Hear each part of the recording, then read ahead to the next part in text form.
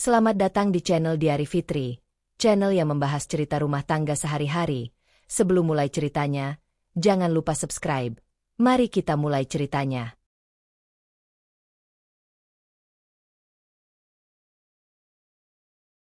Billa sudah terbiasa memulai hari lebih cepat dari semua orang di butiknya. Pagi itu ia berdiri di depan rak kain baru, merapikan lipatan satin dengan jari yang teliti. Kerapian selalu memberinya rasa tenang, seolah hidup bisa diatur seperti susunan warna di rak tokonya. Namun ketenangan itu retak saat pintu kaca butik terbuka tergesa. Nisa masuk dengan napas sedikit terburu. Gadis itu biasanya ceria dan rapi, tapi hari ini wajahnya pucat, matanya sembab seperti kurang tidur. Billa langsung menangkap perubahan itu. Sebagai pemilik butik, ia mengenal ritme karyawannya. Sebagai perempuan, ia peka pada bahasa tubuh yang berusaha disembunyikan. "Mbak Billa, aku mau minta izin cuti beberapa hari," kata Nisa pelan, jemarinya saling meremas. Billa menoleh penuh perhatian. "Sakit?" Nisa menggeleng cepat. "Enggak. Cuma mau ke Bali. Pengen nenangin diri." Jawaban itu menggantung. Tidak salah, tapi tidak utuh. Billa merasakannya seperti kain dengan jahitan yang kurang rapi, tak langsung terlihat, tapi terasa saat disentuh. "Menangin diri?" ulang Billa. Nadanya netral tapi matanya mengamati. Nisa memaksakan senyum. "Lagi banyak pikiran, Mbak. Aku takut malah ganggu kerja kalau tetap masuk." Kalimat itu masuk akal. Billa sendiri selalu menekankan kesehatan mental karyawannya. Butiknya bukan pabrik. Ia membangun tempat itu dengan suasana saling percaya. Namun tetap saja, ada sesuatu di nada suara Nisa yang seperti sedang lari dari sesuatu, bukan menuju ketenangan. Billa tidak suka memaksa orang bercerita.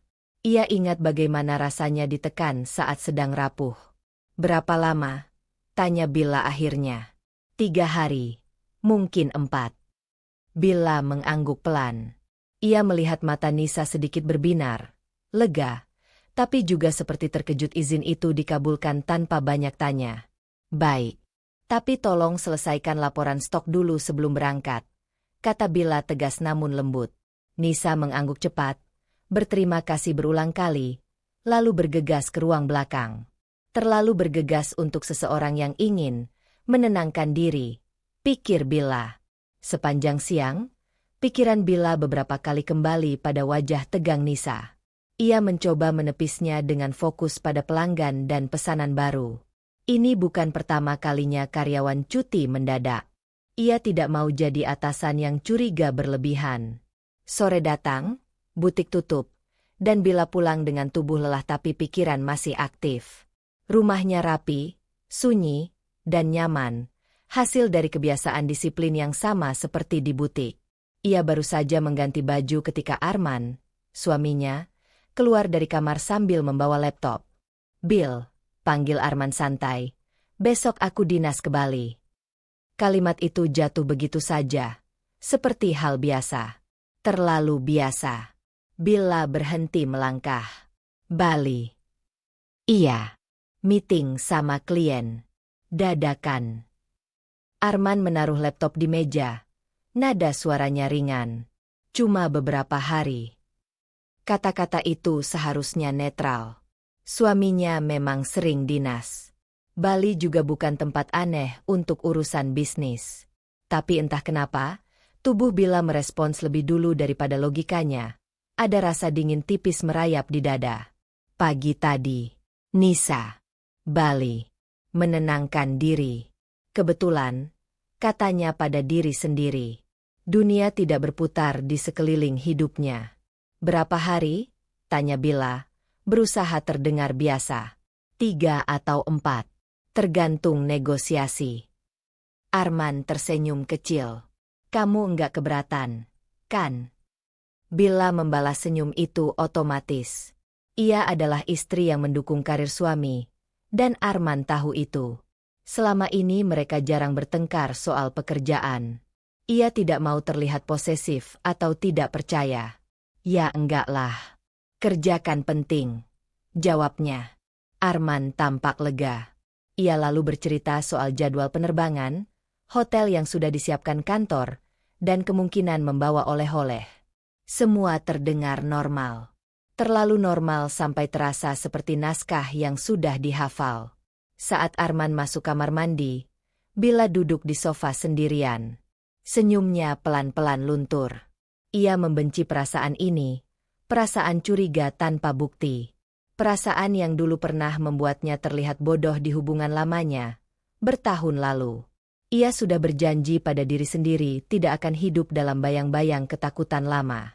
Tapi manusia tidak bisa mengatur naluri semudah merapikan rak kain. Cuma kebetulan, bisiknya.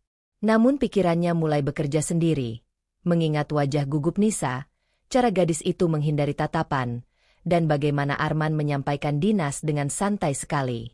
Bella berdiri, berjalan ke dapur, menuang air, lalu meneguknya pelan. Ia tidak mau jadi istri yang mencurigai tanpa alasan. Kepercayaan adalah fondasi pernikahan. Ia memegang prinsip itu kuat. Tapi kepercayaan bukan berarti menutup mata. Malam itu, saat berbaring di samping Arman yang sudah tertidur lebih dulu, Bella menatap langit-langit kamar. Ia tidak merasa marah. Belum. Yang ada hanya gelisah kecil yang mengganggu seperti kerikil di sepatu. Kecil, tapi membuat setiap langkah terasa. Akhirnya ia mengambil ponsel, membuka jadwal kerja butik, dan melihat tanggal cuti Nisa. Sama persis dengan tanggal dinas Arman. Jantungnya berdetak sedikit lebih cepat. Ia mengunci layar lagi, memejamkan mata, mencoba menenangkan diri. Besok ia akan bersikap biasa saja. Tidak menuduh, tidak bereaksi. Tapi ia juga tidak akan mengabaikan perasaannya. Untuk pertama kalinya setelah lama, Bella membuat keputusan kecil yang terasa berisiko di dalam hati. Ia akan mulai memperhatikan lebih teliti. Dan keputusan kecil itu, tanpa ia sadari, menjadi retakan pertama dalam ketenangan hidupnya. Pagi itu Bella datang ke butik lebih awal dari biasanya. Tapi bukan karena pekerjaan menumpuk. Keputusan kecil semalam, untuk lebih memperhatikan, membuat tidurnya dangkal. Ia bangun dengan pikiran yang sudah berjalan lebih dulu daripada tubuhnya. Butik masih setengah gelap saat ia membuka pintu. Aroma kain baru dan pendingin ruangan yang baru dinyalakan biasanya menenangkan. Tapi hari ini hanya jadi latar bagi pikirannya yang sibuk menyusun potongan kejadian seperti puzzle. Tanggal cuti Nisa. Tanggal dinas Arman. Nada suara mereka. Kebetulan. Ia mengulang kata itu di kepala. Seolah dengan mengulanginya cukup sering, kata itu akan berubah jadi kebenaran. Satu persatu karyawan datang. Suara sapaan pagi dan tawa kecil mengisi ruangan. Bella membalas dengan senyum profesional yang sudah jadi kebiasaan. Ia tidak ingin suasana butik berubah hanya karena pikirannya sendiri. Nisa datang paling akhir. Biasanya gadis itu datang dengan langkah ringan dan cerita kecil tentang drama serial semalam atau promo tiket murah. Tapi hari ini ia masuk seperti orang yang takut terlambat padahal masih tepat waktu. Tasnya digenggam erat, dan matanya cepat menyapu ruangan sebelum berhenti sebentar pada Bella. "Pagi, Mbak," katanya.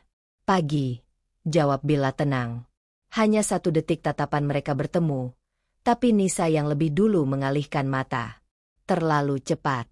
Seperti anak kecil yang takut ketahuan menyembunyikan sesuatu. Bella merasakan sesuatu bergeser di dalam dadanya. Bukan sakit, lebih seperti naluri yang terbangun. Sepanjang pagi, Nisa bekerja lebih cepat dari biasanya. Ia merapikan stok, mencatat barang, menyelesaikan laporan yang diminta Bella kemarin. Tidak ada kesalahan, justru terlalu rapi. Seolah ia ingin memastikan tidak ada alasan untuk dipanggil setelah cuti. Menjelang siang, Nisa menghampiri meja Bella. "Mbak, laporan stoknya sudah aku kirim ke email," katanya. Suaranya halus tapi tegang. Bella mengangguk. "Baik. Jadi besok berangkat?" "Iya, pagi." Nisa menarik napas kecil. "Terima kasih sudah izinkan cuti." Bella menatapnya sebentar. Wajah muda itu terlihat lelah. Tapi bukan seperti orang yang ingin liburan. Lebih seperti orang yang bersiap menghadapi sesuatu. Menenangkan diri di Bali harusnya bikin segar, ujar Bila pelan, nada netral tapi kalimatnya sengaja ditekankan. Nisa mengangguk terlalu cepat. Iya, Mbak. Semoga. Lalu ia pamit lebih awal dengan alasan harus mengejar penerbangan subuh esok hari. Saat melangkah pergi, bahunya tampak kaku. Ia tidak menoleh lagi. Bila memperhatikan sampai pintu kaca tertutup. Perasaan di dadanya berubah lagi. Bukan sekadar curiga, tapi mulai terasa seperti sedang berdiri di tepi sesuatu yang belum terlihat dasarnya. Mbak Bila lagi mikir berat ya? Suara itu datang dari samping meja. Raka berdiri sambil membawa map pesanan supplier. Raka sudah lama membantu Bila mengurus operasional butik, negosiasi bahan, pengiriman, sampai urusan administrasi yang rumit. Ia bukan tipe banyak bicara, tapi selalu peka membaca situasi. Loyalitasnya terasa bukan karena jabatan, tapi karena rasa menghargai cara Bila membangun usaha dari nol. Kelihatan? Tanya Bila ringan. Sedikit, jawab Raka jujur. Dari tadi Mbak lihat pintu terus. Bila hampir menepis, tapi lelah menyembunyikan membuatnya memilih setengah jujur. Cuma banyak yang dipikirkan. Raka tidak mendesak. Ia hanya mengangguk, lalu berkata pelan, kalau ada yang bisa dibantu, bilang saja. Biar Mbak enggak pikiran sendirian. Kalimat itu sederhana, tapi entah kenapa membuat Bila merasa tidak sendirian di ruangan itu. Ia mengangguk kecil sebagai balasan. Setelah Raka pergi, Bila membuka laptopnya. Kursor berkedip di layar seperti menunggu keberanian. Ia membuka pesan dari Arman semalam. Detail penerbangan dikirim singkat. Jam, maskapai, hotel. Semua terlihat wajar. Terlalu rapi. Tangannya berhenti di atas touchpad. Ia sadar satu hal. Selama ini ia tidak pernah benar-benar memeriksa detail dinas Arman. Ia percaya saja. Kepercayaan atau kebiasaan? Ia tidak yakin lagi. Dengan napas pelan, Bila membuka situs maskapai dan memasukkan kode penerbangan Arman. Jadwalnya cocok. Tidak ada yang aneh. Harusnya ia lega. Tapi tidak. Karena masalahnya bukan jadwal. Masalahnya rasa di dalam dirinya yang belum mau diam. Ia menutup laptop perlahan. Untuk sesaat ia merasa bersalah. Seperti melanggar prinsipnya sendiri tentang kepercayaan. Tapi di sisi lain, ada suara kecil yang berkata bahwa menjaga diri bukanlah dosa. Sore menjelang. Butik kembali ramai. Lalu perlahan sepi. Hari berjalan normal di luar. Tapi tidak di dalam diri Bila. Malamnya di rumah, Arman bercerita santai soal agenda dinasnya. Bila mendengarkan, mengangguk di tempat yang tepat. Bahkan menanyakan hal-hal kecil. Ia memainkan peran istri tenang dengan sangat baik, sampai Arman tidak mencurigai apapun. Namun di balik itu, pikirannya membuat pilihan baru. Jika semua ini hanya kebetulan, ia akan berhenti curiga. Tapi jika tidak, ia tidak mau jadi orang terakhir yang tahu. Saat Arman tertidur, Bila membuka ponselnya lagi. Ia melihat kontak Raka. Jemarinya ragu di atas layar. Ia belum menekan apapun. Belum meminta bantuan. Belum menuduh siapapun. Tapi untuk pertama kalinya, ia mempertimbangkan melibatkan orang lain dalam kecurigaannya. Dan pikiran itu saja sudah terasa seperti melangkah ke wilayah berbahaya. Bila akhirnya mengunci layar tanpa mengirim pesan. Namun satu keputusan sudah terbentuk jelas di hatinya. Besok, ia tidak hanya akan memperhatikan. Ia akan mulai memastikan. Dan kesadaran itu membuat dadanya terasa lebih berat daripada kemarin. Keputusan untuk mulai memastikan semalam tidak membuat Bila merasa kuat. Justru sebaliknya, pagi itu ia bangun dengan dada penuh ganjalan, seperti seseorang yang tahu ia akan membuka pintu yang mungkin lebih baik dibiarkan tertutup.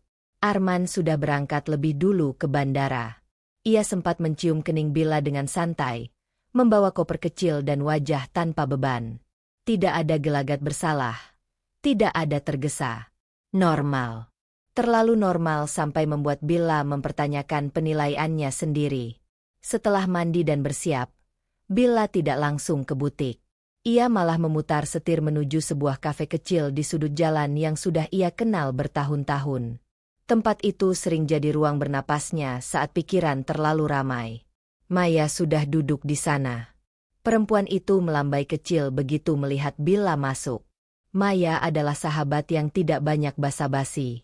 Ia tipe yang bisa mendengar cerita paling pahit tanpa ikut panik, tapi juga tidak akan membiarkan kebohongan terasa nyaman. Bella mengenalnya sejak masa ketika hidupnya masih berantakan karena hubungan lama yang hancur. "Kamu kelihatan kurang tidur," komentar Maya begitu Bella duduk. "Kedengeran seperti ibuku," balas Bella tipis. Maya menyodorkan segelas kopi yang sudah ia pesan lebih dulu.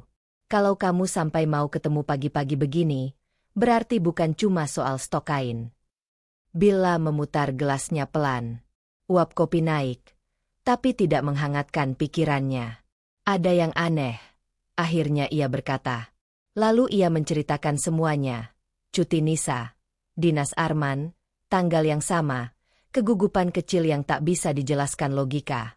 Ia tidak melebih-lebihkan. Tidak dramatis. Justru nadanya seperti orang yang berharap ceritanya terdengar sepele. Maya mendengarkan tanpa memotong. "Itu caranya menghargai luka orang lain. Dan sekarang aku jadi merasa seperti orang paranoid," tutup Bella pelan. "Aku benci jadi istri yang mencurigai tanpa bukti." Maya bersandar, menatapnya lurus. "Bill, kamu ingat dulu kamu juga bilang begitu waktu mantanmu selingkuh." Kalimat itu mengenai sasaran. Bella menghela napas pendek. Ia ingat. Terlalu ingat. Dulu ia juga menepis tanda-tanda kecil. Menganggap dirinya terlalu sensitif. Sampai akhirnya orang lain yang memberitahu kebenaran. Dan ia jadi orang terakhir yang tahu. "Aku enggak mau hidup di masa lalu," kata Bella. "Ini bukan soal hidup di masa lalu," jawab Maya tenang. "Ini soal kamu belajar dari masa lalu." Bella terdiam.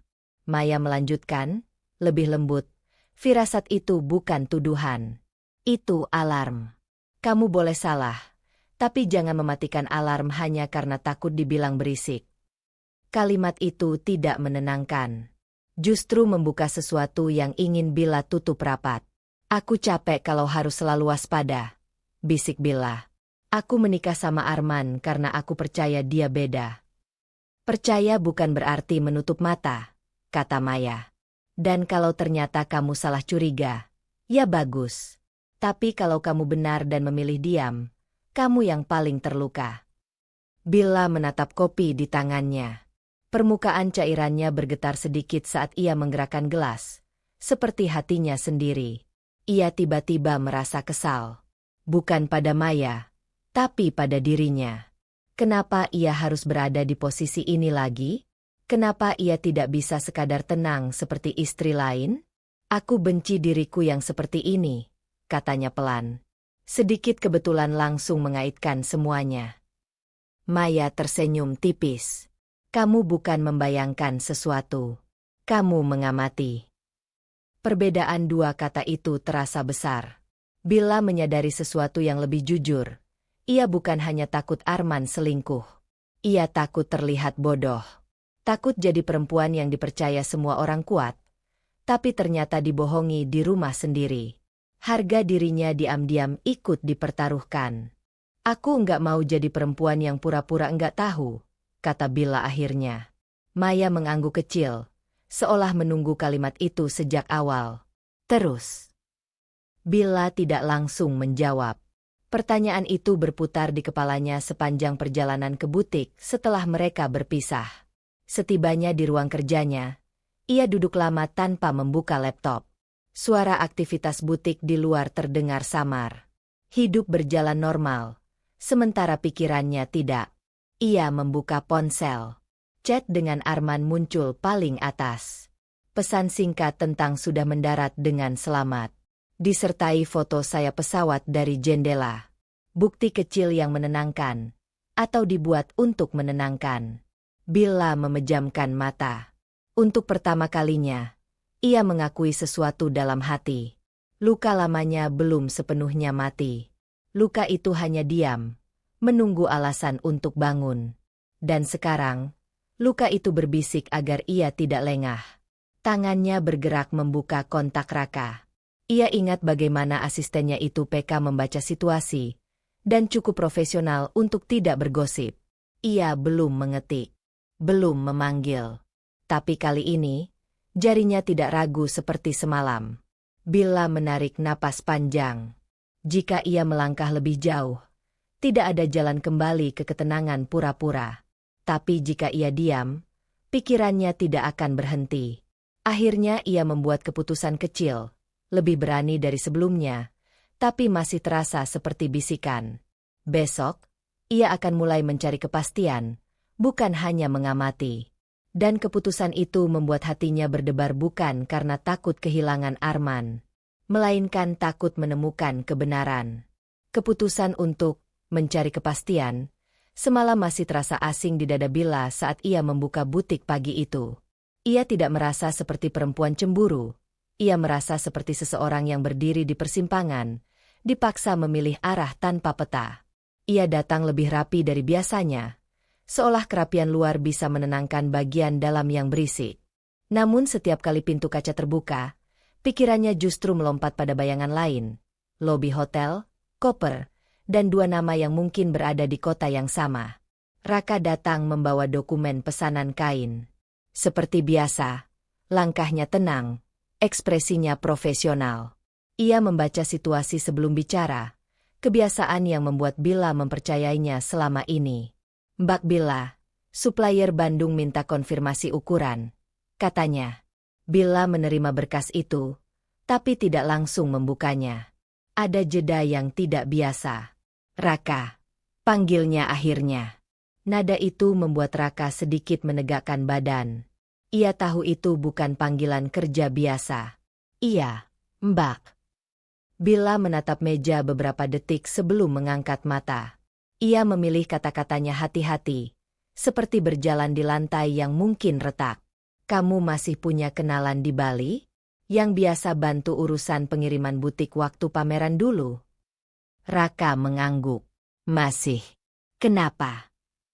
Billa menarik napas pelan. Disinilah batas antara atasan dan urusan pribadi mulai bersinggungan, dan ia tidak suka itu. Tapi ia juga tidak mau sembrono. "Aku mau kirim kejutan buat suamiku. Dia dinas di Bali," katanya, menjaga nada tetap ringan. "Aku cuma mau pastikan hotelnya benar, supaya kirimannya enggak salah tempat." Itu bukan sepenuhnya bohong, tapi juga bukan jujur utuh. Raka tidak langsung bereaksi berlebihan. Justru itulah yang membuatnya bisa dipercaya. "Nama hotelnya, Mbak."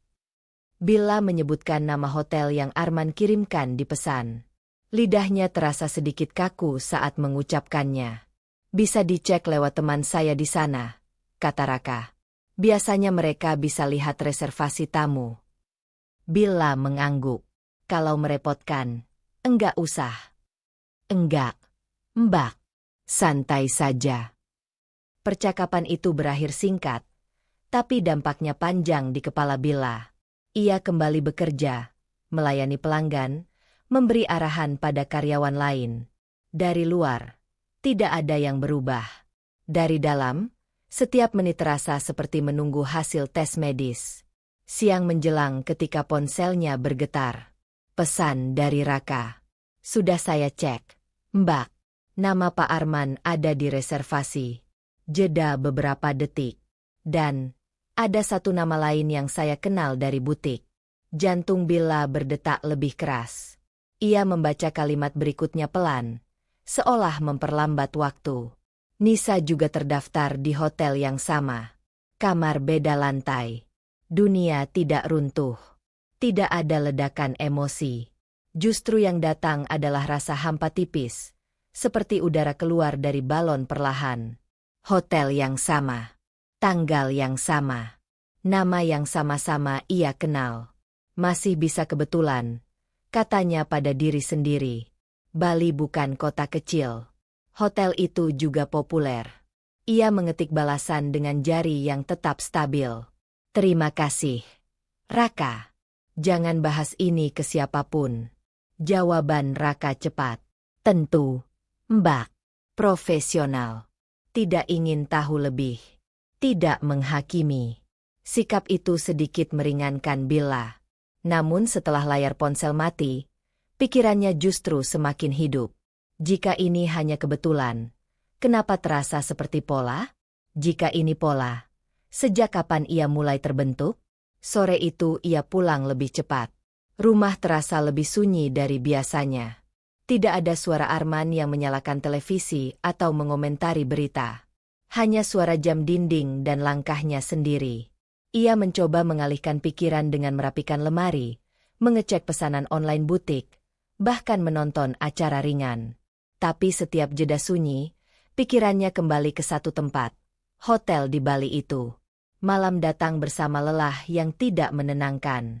Billa berbaring di kasur, memegang ponsel.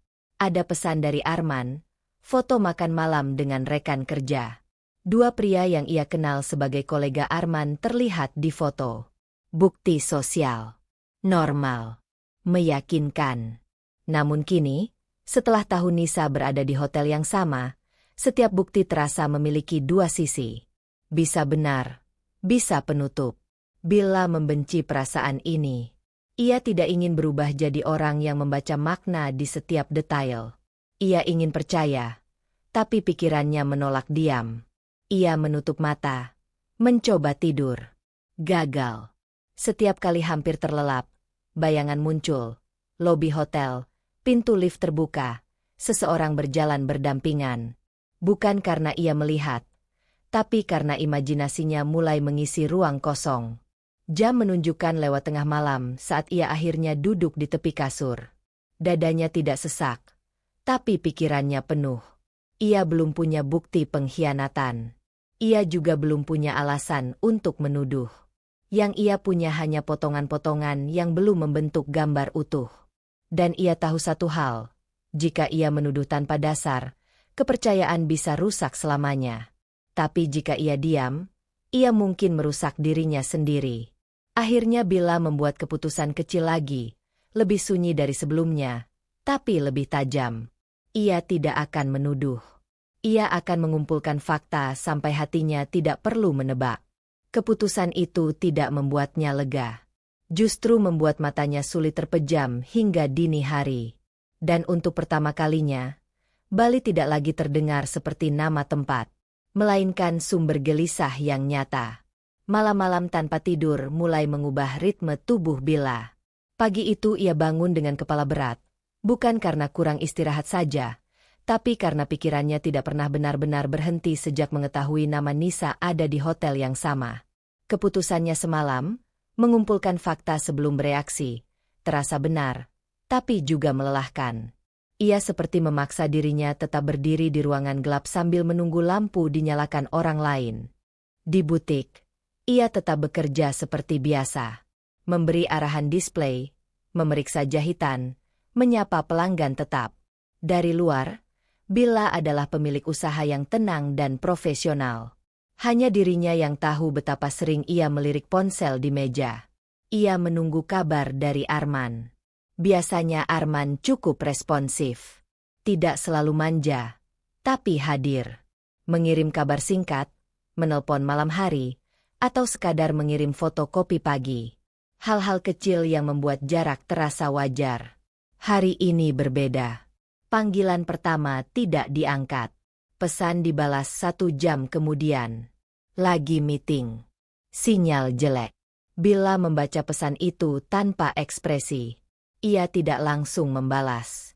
Bukan karena marah, tapi karena mencoba merasakan apakah hatinya bereaksi berlebihan. Siang hari ia mencoba menelpon lagi. Tidak diangkat. Beberapa menit kemudian pesan masuk. Baru keluar rapat. Ada apa? Pertanyaan sederhana itu terasa aneh. Dulu Arman akan langsung menelpon balik. Sekarang semuanya lewat teks. Singkat, efisien, seperti komunikasi rekan kerja.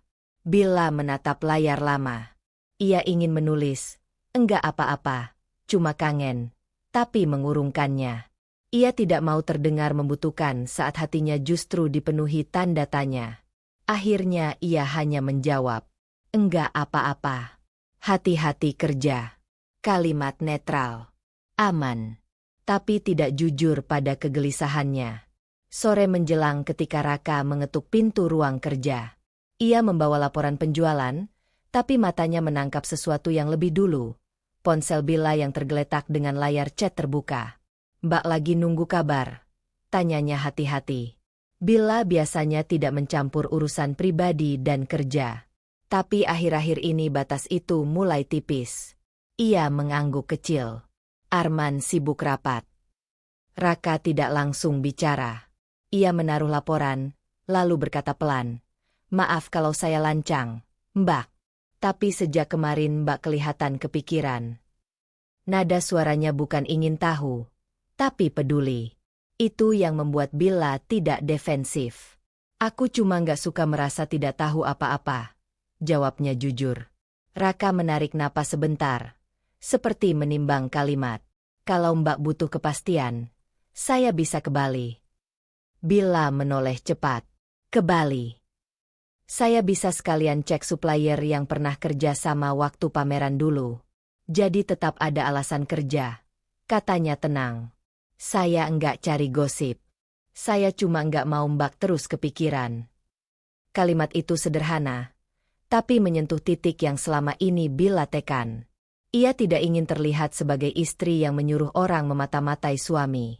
Itu terdengar rendah di telinganya sendiri.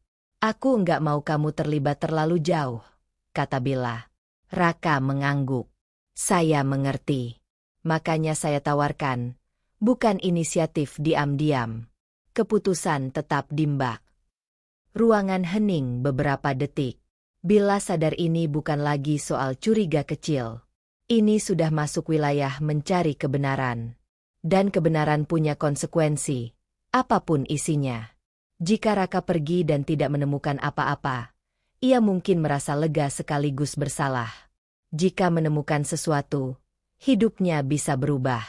Aku takut terlihat berlebihan, gumam Billa. Raka menjawab tanpa dramatis. Lebih baik berlebihan di awal daripada menyesal di akhir. Kalimat itu mengingatkannya pada Maya. Dua orang berbeda. Satu pesan sama. Billa mulai bertanya-tanya apakah semesta sedang mendorongnya melihat sesuatu. Ia menatap jendela butik. Matahari sore memantul di kaca, membuat bayangan dirinya terlihat samar. Perempuan di sana tampak tenang, tapi ia tahu di dalamnya ada kegelisahan yang terus mencari pegangan. Aku nggak mau kamu melakukan hal aneh, kata Billa akhirnya. Kalau pergi, kamu tetap urus kerjaan. Jangan sampai terlihat mengikuti siapapun.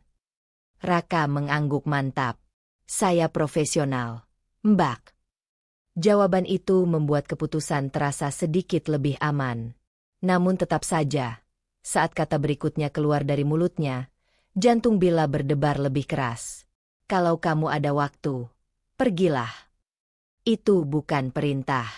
Bukan juga permintaan penuh. Lebih seperti izin setengah hati yang membuka pintu pada sesuatu yang belum siap ia lihat. Raka tidak tersenyum lega atau dramatis. Ia hanya berkata, "Baik, Mbak. Saya atur jadwal."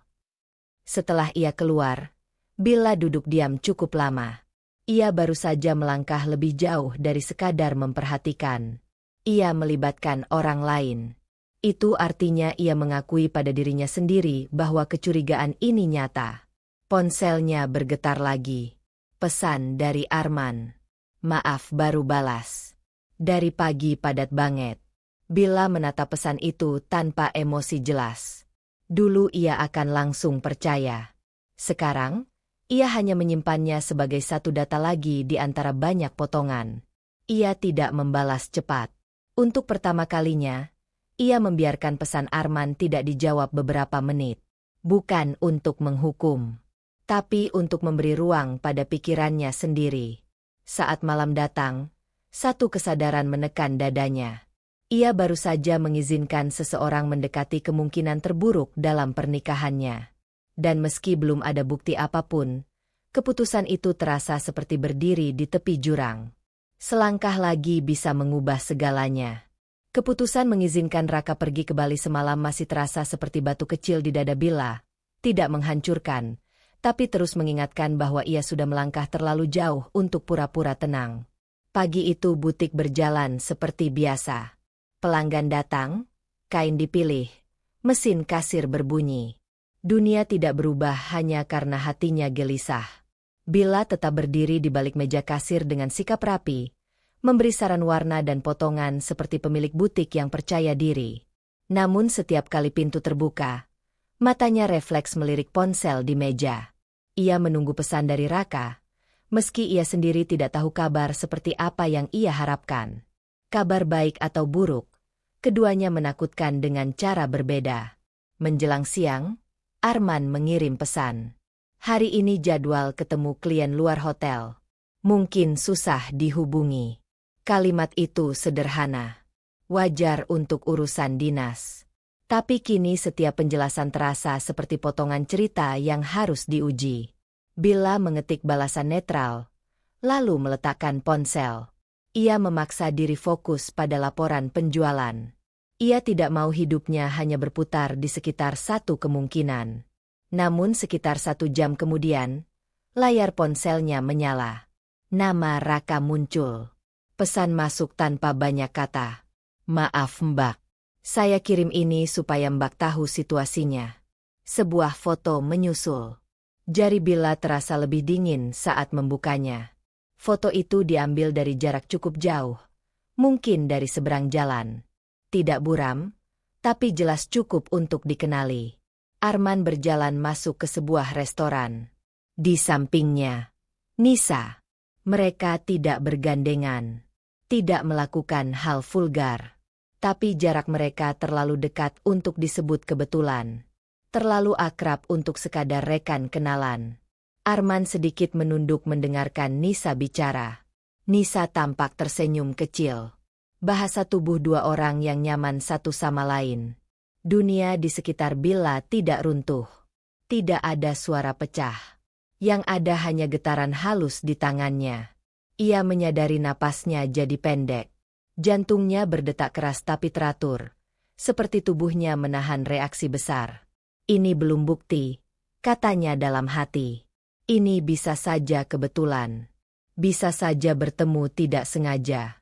Ia memperbesar foto. Memperhatikan detail. Pakaian Arman sama seperti foto yang ia kirim pagi tadi. Tidak ada yang janggal. Justru karena tidak janggal, semuanya terasa nyata. Ponselnya bergetar lagi. Pesan Raka. Saya tidak mendekat. Hanya lihat mereka masuk bersama. Bella menutup mata sebentar. Ia merasakan sesuatu berubah di dalam dirinya. Bukan ledakan marah, tapi retakan sunyi. Kepercayaan yang dulu bulat mulai memiliki garis halus. Namun ia belum mau jatuh pada kesimpulan. Ia mengetik pelan. Terima kasih. Jangan lakukan apa-apa. Jangan sampai mereka sadar kamu di sana. Balasan Raka cepat. Baik, Mbak. Profesional. Tidak dramatis. Itu membuat Bella sedikit bisa bernapas. Ia menyimpan ponsel, lalu berdiri. Lututnya sempat rasa lemah, tapi ia tidak mau terlihat goyah di depan karyawan. Ia berjalan ke ruang belakang, berpura-pura memeriksa stok. Di sana, sendirian di antara tumpukan kain, ia akhirnya membiarkan dirinya merasakan. Bukan cemburu, bukan marah. Lebih seperti kecewa yang belum berani mengakui diri. Ia mengingat cara Arman bicara tentang rapat luar hotel. Mengingat wajah gugup Nisa saat pamit.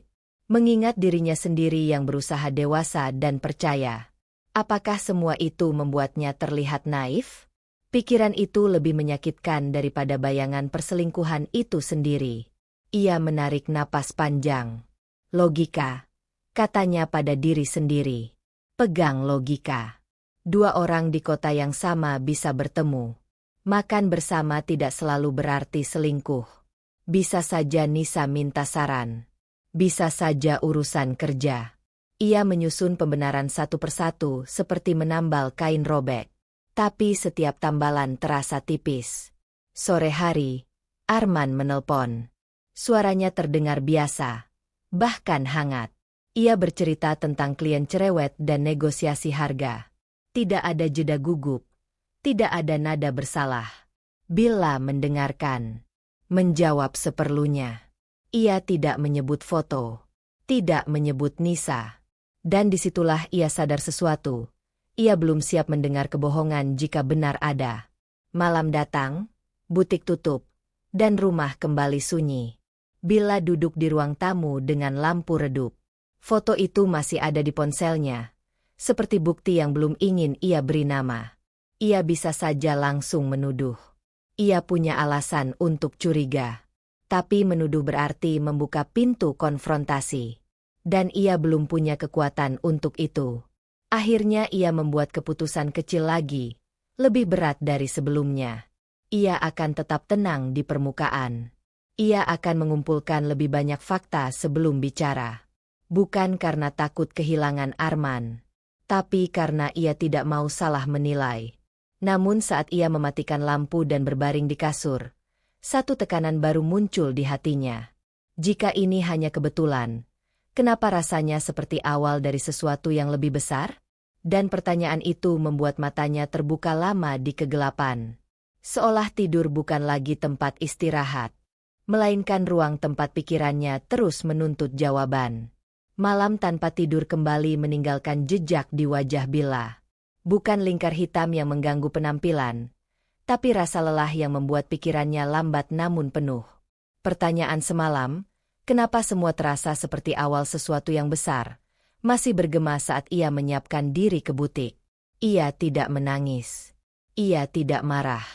Justru itu yang membuatnya gelisah. Emosi yang tidak meledak seringkali lebih berbahaya karena mengendap. Butik buka seperti biasa. Musik lembut diputar. Pelanggan datang silih berganti. Bella menjalankan perannya dengan rapi, tapi di dalam dirinya ada jarak baru antara dirinya dan dunia. Seolah ia berdiri sedikit di luar hidupnya sendiri. Sekitar siang, Maya datang. Bukan kebetulan, Bella yang semalam mengirim pesan singkat. Kalau sempat, mampir. Tidak ada penjelasan, tapi Maya mengenal gaya Bella. Jika sahabatnya itu meminta ditemui tanpa detail, berarti ada yang mengganggu lebih dalam dari sekadar lelah. Maya masuk dengan langkah tenang, memesan minum di kasir depan sebelum menghampiri ruang kerja Bella. Ia tidak langsung bertanya. Ia duduk, menatap Bella beberapa detik, lalu berkata pelan, "Kamu kelihatan seperti orang yang sedang menahan sesuatu." Kalimat itu tepat sasaran. Bella membuka ponsel dan memperlihatkan foto dari Raka. Ia tidak memberi pengantar panjang. Maya melihat, memperbesar, lalu menurunkan ponsel perlahan. "Sudah berapa lama kamu simpan ini sendirian?" tanya Maya. "Sejak kemarin." "Dan kamu masih berusaha bilang ini kebetulan?" Bella menelan napas. "Aku masih mencari alasan logis." Maya menatapnya lurus, bukan menghakimi, tapi tidak membiarkan Bella bersembunyi di balik logika. "Bill, logika itu penting. Tapi jangan sampai kamu pakai logika untuk melindungi orang lain dan melukai diri sendiri." Kalimat itu membuat dada Bella terasa sesak tipis. Untuk pertama kalinya, ia mengucapkan sesuatu yang selama ini hanya berputar di kepala. "Aku merasa seperti orang bodoh," katanya pelan. "Bukan karena mungkin dia selingkuh, tapi karena kalau ini benar, berarti semua terjadi di depan mataku dan aku nggak sadar." Maya tidak langsung menimpali. Ia membiarkan kalimat itu hidup di udara. Bella melanjutkan, lebih jujur, "Aku bisa kehilangan Arman dan tetap hidup. Tapi dipermainkan. Itu yang bikin aku sulit terima." Disitulah inti luka itu muncul. Bukan takut ditinggal, tapi takut direndahkan tanpa disadari. Maya menyandarkan punggung. Harga diri itu bukan soal orang lain selingkuh atau tidak. Itu soal kamu membiarkan dirimu tahu kebenaran. Bella terdiam. Ia sadar Maya tidak sedang memanas-manasi. Sahabatnya itu hanya memantulkan apa yang sebenarnya ia rasakan. Aku belum punya bukti, kata Bella akhirnya. Dan kamu mau menunggu sampai punya? Pertanyaan itu tidak bernada tekanan, tapi membuka pilihan. Bella memikirkan Raka di Bali. Ia ingat bagaimana asistennya itu menjaga batas, tidak bertindak berlebihan. Ia juga ingat bagaimana foto kemarin diambil dari jarak aman. Mungkin satu pengamatan lagi. Satu kepastian lagi. Bukan untuk menuduh, tapi untuk berhenti menebak. Aku cuma butuh yakin, gumamnya. Maya mengangguk kecil. Kalau begitu cari keyakinan, bukan pembenaran. Kalimat itu membuat keputusan terasa lebih jernih. Setelah Maya pergi, Bella duduk sendiri cukup lama. Ia tidak lagi merasa sekadar curiga. Ada rasa terinjak yang mulai tumbuh, halus tapi nyata. Seolah seseorang masuk ke wilayah pribadinya tanpa izin. Ia mengambil ponsel dan membuka chat Raka. Jemarinya tidak gemetar kali ini. Justru terlalu tenang. Raka, maaf kalau merepotkan. Jeda. Kalau memungkinkan, amati sekali lagi. Tapi jangan sampai terlihat mengikuti. Balasan datang beberapa menit kemudian. Saya mengerti, Mbak. Saya tetap profesional. Jawaban itu membuat Bella merasa sedikit bersalah sekaligus lega. Ia tidak suka melibatkan orang lain dalam urusan rumah tangganya. Tapi ia juga tidak mau berjalan dalam kabut sendirian. Sore berganti malam. Arman mengirim pesan biasa, cerita makan malam dengan klien. Bella membalas normal. Tidak dingin, tidak hangat, netral. Namun di dalam dirinya, sesuatu sudah berubah. Jika sebelumnya ia mencari pembenaran, sekarang ia mencari kejelasan. Jika sebelumnya ia takut salah menuduh, sekarang ia takut terlalu lama diam. Perbedaan itu tipis, tapi menentukan. Saat malam semakin larut, Bella duduk di tepi kasur, memegang ponsel tanpa membuka apapun. Ia menyadari satu hal yang membuat dadanya berat. Jika pengamatan berikutnya menguatkan kecurigaannya, ia tidak bisa lagi berpura-pura tidak tahu. Dan untuk pertama kalinya, ia bertanya pada dirinya sendiri bukan tentang Arman, tapi tentang batas dirinya sebagai seorang istri dan sebagai perempuan. Akhirnya ia membuat keputusan kecil namun berisiko di dalam hati. Jika ada tanda jelas lagi, ia akan berhenti menunggu. Keputusan itu tidak menenangkan. Justru membuat malam terasa lebih panjang. Karena kini ia tidak hanya menunggu kabar. Ia menunggu kemungkinan runtuhnya kepercayaan yang ia bangun bertahun-tahun. Keputusan semalam, bahwa ia akan berhenti menunggu jika ada tanda jelas lagi, terus berputar di kepala Bella sejak ia membuka mata pagi itu. Kalimat itu terasa seperti janji pada diri sendiri, tapi juga ancaman bagi ketenangan yang masih tersisa. Ia berangkat ke butik dengan perasaan datar. Bukan tenang, bukan panik. Lebih seperti seseorang yang bersiap menerima hasil pemeriksaan medis yang sudah ia duga buruk, tapi tetap berharap ada keajaiban. Butik berjalan normal. Karyawan menata display. Pelanggan datang memilih bahan. Bella memberi arahan dengan suara stabil. Tidak ada yang bisa menebak bahwa di dalam dirinya ada sesuatu yang menunggu jatuh. Ponselnya ia letakkan di meja. Layar menghadap atas. Ia tidak menatapinya terus seperti kemarin. Ia justru mencoba melupakannya. Cara terakhir untuk menjaga diri sebelum kenyataan datang. Menjelang siang, pintu ruang kerjanya tertutup setengah. Ia sedang memeriksa laporan pesanan ketika layar ponselnya menyala. Nama Raka muncul. Dadanya langsung menegang. Naluri lebih dulu bereaksi sebelum pikiran. Pesan masuk tanpa kata pengantar. Sebuah foto. Jarinya terasa sedikit kaku saat membuka. Foto itu diambil dari dalam lobi hotel. Sudutnya dari belakang sofa atau pilar. Jelas diambil diam-diam. Hati-hati. Namun yang tertangkap di tengah frame tidak menyisakan ruang tafsir. Arman dan Nisa berjalan berdampingan. Tangan mereka saling menggenggam. Bukan sentuhan tidak sengaja. Bukan jarak formal. Jari bertaut seperti dua orang yang terbiasa. Waktu terasa berhenti 1 detik. Billa tidak langsung menangis. Ia bahkan tidak langsung bernapas. Ada rasa kosong yang aneh, seperti seseorang mencabut suara dari dunia. Semua jadi sunyi di kepalanya. Ia memperbesar foto, melihat ulang, mencari kesalahan sudut, mencari kemungkinan ilusi. Tidak ada. Bahasa tubuh tidak bisa berbohong sejauh itu. Genggaman tangan bukan kebetulan. Pesan Raka menyusul. Maaf Mbak. Saya rasa Mbak perlu tahu. Tidak ada opini. Tidak ada bumbu. Hanya fakta. Dan justru karena itu, semuanya terasa lebih nyata. Billa meletakkan ponsel perlahan.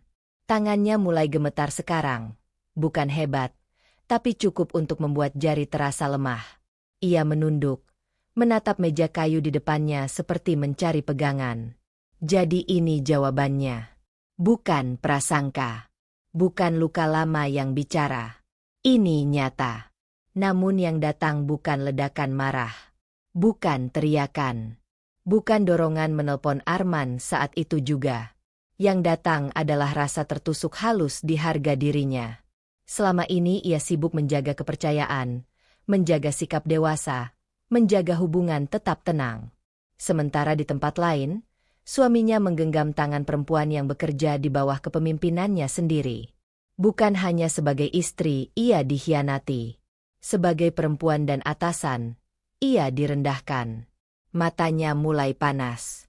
Ia langsung berdiri dan mengunci pintu ruang kerja. Refleks. Ia tidak mau siapapun melihat wajahnya sekarang. Begitu sendirian, air mata itu jatuh tanpa suara. Tidak terseduh. Tidak dramatis. Hanya aliran diam yang terus turun. Ia menutup mulut dengan tangan agar napasnya tidak terdengar. Di luar ruangan, suara butik tetap hidup. Tawa kecil pelanggan, bunyi gantungan baju. Kontras dengan dunianya yang baru retak. Ia menangis bukan karena kehilangan Arman. Ia menangis karena merasa dipermainkan di wilayah hidup yang ia bangun dengan susah payah. Ingatan-ingatan kecil bermunculan. Arman yang bilang lembur. Nisa yang terlihat gugup. Dirinya yang mencoba dewasa. Semua terasa seperti potongan puzzle yang akhirnya membentuk gambar yang tidak ingin ia lihat.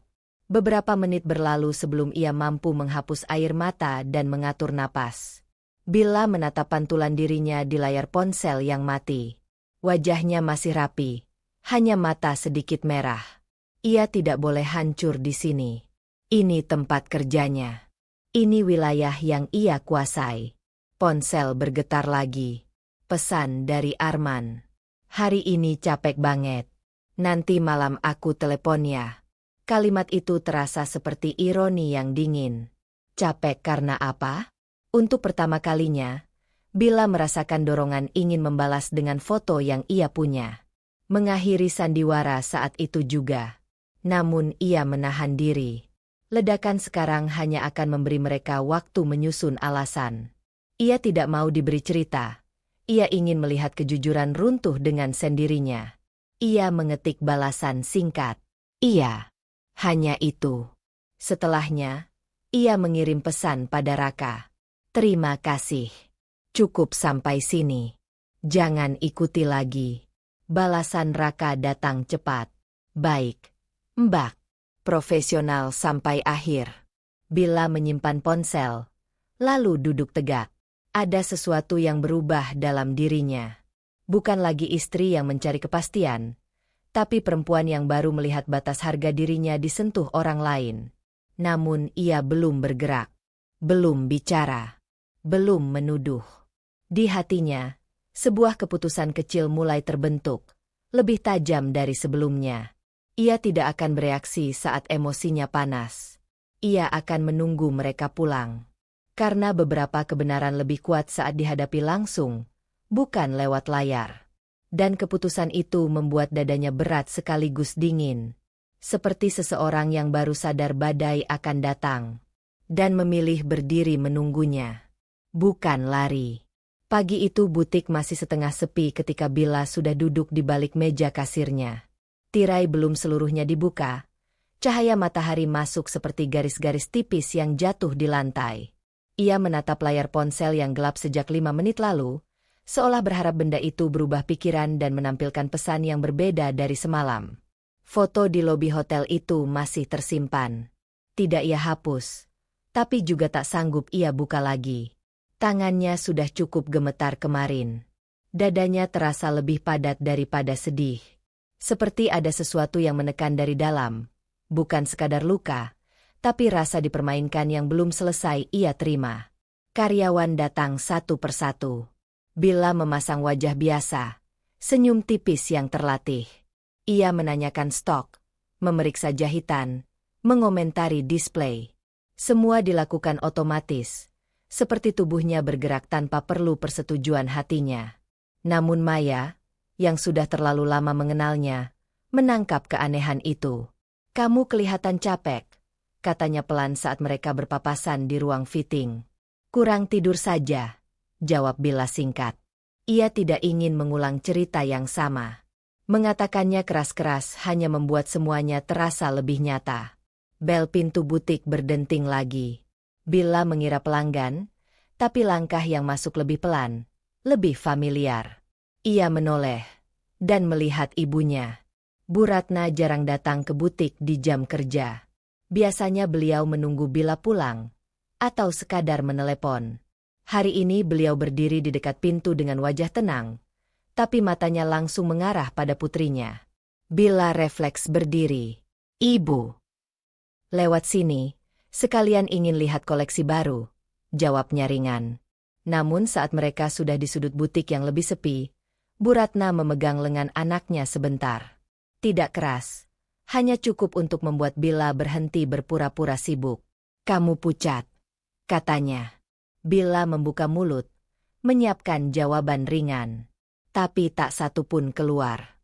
Ada sesuatu dari cara ibunya menatap.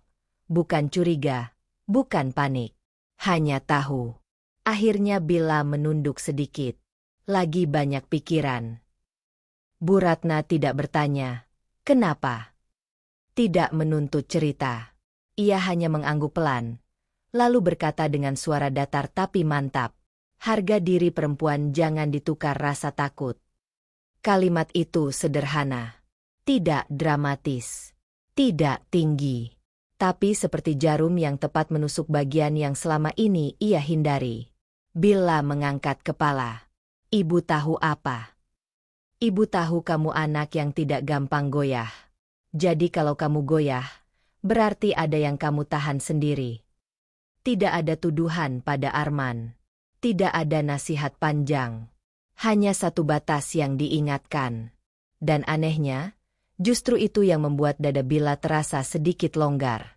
Selama ini ia sibuk mencari bukti, mencari pembenaran, mencari alasan logis agar tidak terlihat bodoh. Tapi ia jarang bertanya, kalau semua ini benar, apa yang pantas ia terima? Takut kehilangan Arman? Atau takut terlihat gagal? Pertanyaan itu bergema lebih lama daripada foto di ponselnya. Bu Ratna lalu berpindah melihat gaun di rak. Seperti percakapan tadi sudah selesai. "Yang ini bagus. Warna kamu," katanya santai. Billa menatap punggung ibunya. Ia sadar, perempuan itu tidak datang untuk belanja. Ia datang memastikan anaknya tidak tenggelam dalam diam. Siang berlalu lebih ringan. Bukan karena masalahnya hilang, tapi karena pikirannya mulai terarah. Tenang bukan berarti lemah. Tenang bisa jadi tanda siap. Menjelang sore, ponselnya bergetar. Nama Raka muncul. Billa menatapnya lama sebelum mengangkat. "Ya, Kak. Aku mau update. Tapi kalau kamu belum siap." "Aku siap," potongnya pelan. Di seberang, Raka terdengar ragu. Arman masih ketemu Nisa. Pagi tadi mereka keluar hotel beda waktu, tapi naik mobil yang sama. Billa menutup mata sebentar. Kali ini dadanya tidak runtuh. Hanya mengeras. "Oke," jawabnya. "Hanya itu?" tanya Raka, seperti tak yakin. "Iya. Terima kasih sudah jujur." Ia mengakhiri telepon tanpa air mata, tanpa gemetar. Untuk pertama kalinya, ia tidak mencari alasan untuk Arman. Tidak juga langsung menyalahkan. Ia hanya menyimpan fakta itu di tempat yang jernih. Sore makin sepi. Karyawan pulang satu persatu. Billa tetap duduk di meja kerjanya. Tangannya meraih ponsel. Ia membuka kontak Arman. Jempolnya melayang di atas layar. Bukan untuk memarahi. Bukan untuk menuduh. Ia mengetik satu pesan pendek. Kapan kamu pulang? Kita perlu bicara. Ia membaca ulang kalimat itu. Netral. Tapi penuh arti. Mengirim pesan itu berarti membuka pintu yang mungkin tak bisa ditutup lagi. Tidak mengirim berarti terus hidup dalam dugaan. Tarikan napasnya panjang. Lalu ia menekan kirim. Pesan terkirim. Centang 1. Billa meletakkan ponsel di meja. Tapi jantungnya baru mulai berdebar. Bukan karena takut kehilangan Arman. Melainkan karena untuk pertama kalinya, ia siap mendengar jawaban apapun. Dan di dalam diam butik yang mulai gelap, ia sadar, keputusan kecil barusan mungkin adalah langkah paling berisiko yang pernah ia ambil. Pesan terakhir yang Billa kirim semalam masih berstatus centang 2, tanpa balasan. Kapan kamu pulang? Kita perlu bicara. Kalimat itu terasa sederhana, tapi sejak menekannya, pikirannya tak benar-benar diam. Ia tidak menyesal, hanya menyadari bahwa setelah ini, ia tak bisa lagi pura-pura tidak tahu. Pagi datang bersama rasa waspada yang baru. Bukan panik, bukan sedih. Lebih mirip seseorang yang berjalan di lantai retak. Sadar setiap langkah harus dihitung. Billa sudah rapi di dapur ketika ponselnya berdering. Nama Arman muncul. Ia menatapnya beberapa detik, lalu mengangkat dengan suara yang sudah ia latih. Pagi. Pagi, jawab Arman. Suaranya terdengar normal. Terlalu normal. Maaf baru balas. Semalam rapat sampai malam. Billa menatap uap teh di depannya. Kamu sibuk sekali akhir-akhir ini. Iya, proyek luar kota lagi padat. Ada jeda. Dulu jeda seperti ini membuatnya ingin mengisi dengan tanya. Sekarang ia membiarkannya kosong. Kamu kapan pulang? Tanya Billa ringan. Mungkin 2 hari lagi. Billa tersenyum kecil, meski Arman tak bisa melihat. 2 hari. Padahal ia tahu Arman sudah kembali dari Bali sejak kemarin sore. Aku kangen, katanya pelan. Nada suaranya hangat seperti biasa. Kalau bisa, cepatlah pulang. Rumah terasa sepi. Di ujung sana, Arman terdengar melunak. Kamu nggak apa-apa. Aku kenapa? Nggak biasanya kamu bilang begitu. Billa menahan napas sepersekian detik. Memangnya istri nggak boleh kangen suaminya? Arman terkekeh kecil. Boleh. Nanti aku atur. Telepon ditutup. Billa meletakkan ponsel perlahan. Tangannya dingin, tapi pikirannya tajam. Untuk pertama kalinya, ia tidak menelepon untuk mencari kepastian. Ia menelepon untuk mengukur kebohongan. Dan Arman barusan memberinya satu lagi. Butik buka seperti biasa. Aktivitas membantu sedikit mengalihkan pikirannya. Tapi hari ini ada satu hal yang sengaja ia tunggu. Nama Nisa muncul di daftar kontak kantor. Nisa adalah staf administrasi yang bekerja di perusahaan Arman, perempuan yang namanya pertama kali muncul di reservasi hotel itu. Sejak awal Billa mengenalnya sebagai karyawan yang ramah dan cekatan. Tidak lebih. Tidak pernah ia bayangkan nama itu akan terasa seperti duri. Billa duduk di ruang kerjanya. Menatap layar cukup lama sebelum akhirnya mengetik. Selamat pagi, Nisa. Setelah cutimu selesai, tolong siapkan dokumen divisi. Akan ada audit internal mendadak minggu ini. Ia membaca ulang pesannya. Formal. Wajar. Seperti pesan istri pemilik perusahaan yang ikut mengawasi operasional. Ia menekan kirim. Balasan datang cepat. Baik, Bu. Saya baru kembali besok. Dokumen akan saya siapkan. Bila memperhatikan satu kata, baru kembali besok. Padahal Raka melihat perempuan itu di Bali sampai kemarin. Jadi, Nisa juga berbohong. Atau menutup sesuatu. Anehnya, dada Bila tidak meledak oleh marah. Justru ada ketenangan yang mengendap. Ketenangan seseorang yang mulai melihat pola. Bohong Arman. Bohong Nisa. Cerita yang tidak sinkron. Semua seperti potongan kain yang belum dijahit. Tapi motifnya sudah terlihat. Maya masuk tanpa mengetuk pelan. Kamu melamun lagi. Bila mengangkat wajah. Aku cuma berpikir. Maya menatapnya beberapa detik. Kamu kelihatan lebih dingin hari ini. Lebih sadar mungkin. Maya tidak bertanya lebih jauh. Ia hanya mengangguk. Seolah mengerti bahwa sahabatnya sudah melewati fase menangis dan masuk ke fase berpikir. Siang bergeser sore. Bila memeriksa laporan, berbicara dengan karyawan, bahkan sempat tertawa kecil saat salah satu penjahit menceritakan hal lucu. Dari luar, ia terlihat biasa. Tapi di dalam, ia sedang menyusun kemungkinan. Jika Arman pulang cepat, berarti ia merasa aman. Jika Arman tetap menunda, berarti ia sedang mengatur cerita. Menjelang tutup butik, ponselnya berbunyi lagi. Pesan dari Arman. Aku usahakan pulang besok malam. Lebih cepat dari rencana 2 hari. Berarti telepon paginya berhasil menggoyahkan sesuatu. Bila menatap layar cukup lama. Ada rasa puas kecil, bukan karena menang, tapi karena tahu ia tidak lagi sepenuhnya di posisi pasif. Namun bersama itu muncul kesadaran lain. Semakin Arman bergerak, semakin dekat ia pada kebenaran yang mungkin menyakitkan. Ia berdiri, mematikan lampu ruang kerja. Butik mulai gelap satu persatu. Di dalam mobil sebelum pulang, ia membuka kembali foto yang dikirim Raka. Kali ini ia menatapnya tanpa menghindar. Arman tersenyum di foto itu. Senyum yang dulu hanya ia lihat saat mereka berdua. Bila tidak menangis, tidak gemetar. Ia hanya berbisik pelan pada dirinya sendiri.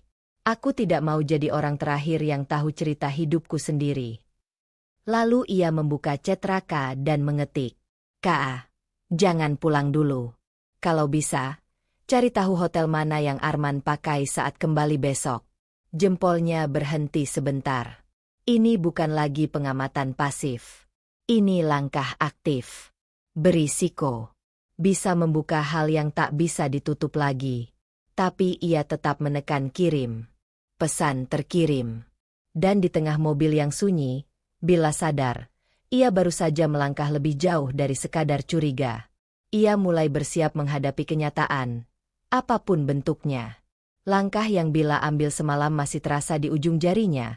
Pesan singkat kepada Raka yang mengubah posisi dirinya dari sekadar menunggu menjadi mencari. Pagi itu ia datang lebih awal ke butik. Bukan karena pekerjaan menumpuk, tapi karena rumah terasa terlalu sunyi untuk pikirannya. Ia membuka toko sendiri, menyalakan lampu satu persatu, seperti memberi terang pada ruang yang di dalam dirinya masih setengah gelap. Setiap bunyi notifikasi membuat napasnya terhenti sebentar. Raka baru muncul menjelang siang. Wajahnya terlihat ragu, seperti seseorang yang membawa kabar yang tidak ingin ia miliki. Ia biasanya santai. Pria itu adalah asisten kepercayaan Bila dalam urusan bisnis, terbiasa menghadapi klien sulit tanpa gugup. Tapi hari ini langkahnya lebih hati-hati. Bu, katanya pelan di depan ruang kerja. Bisa bicara sebentar? Bila sudah tahu. Perutnya mengencang, tapi wajahnya tetap tenang. Masuk. Pintu ditutup. Dunia butik seolah berhenti di luar ruangan itu. Raka tidak langsung duduk. Saya minta maaf kalau ini melewati batas. Kamu tidak pernah melewati batas tanpa izin saya, jawab Bila pelan. Ceritakan saja. Raka menarik napas. Mereka memang tidak satu kamar, tapi satu lantai. Kamar mereka berdekatan. Bila menatap meja, memperhatikan serat kayunya. Fokus pada detail kecil membuatnya bisa tetap diam. Mereka sering keluar bareng. Sarapan bareng 2 kali. Malam terakhir saya lihat mereka pergi naik taksi yang sama. Pulangnya juga sama. Setiap kalimat seperti tetes air ke gelas yang sudah hampir penuh. Tidak langsung meluap, tapi volumenya naik. Raka mengeluarkan ponsel. Saya tidak ambil banyak foto. Takut ketahuan. Tapi ini cukup jelas. Ia menunjukkan beberapa gambar dari jauh. Arman dan Nisa di area hotel, berjalan beriringan. Tidak bergandengan seperti sebelumnya. Tapi jarak mereka terlalu dekat untuk sekadar rekan kerja. Bila mengangguk kecil. Cukup. Raka tampak terkejut. Ibu nggak mau lihat lebih lama. Aku sudah lihat yang perlu kulihat sejak kemarin. Suaranya datar, bukan dingin. Lebih seperti seseorang yang menjaga sesuatu tetap utuh di dalam dirinya. Ada hening beberapa detik. Terima kasih, Ka, katanya kemudian. Tulus. Kamu sudah membantu lebih dari cukup. Raka menatapnya, jelas menunggu reaksi lain. Marah, sedih, atau keputusan spontan. Tidak ada. Bu, saya di pihak ibu, katanya hati-hati. Kalau ibu mau. Bila mengangkat tangan pelan menghentikan. Justru karena itu, saya minta satu hal. Raka langsung diam. Rahasiakan ini.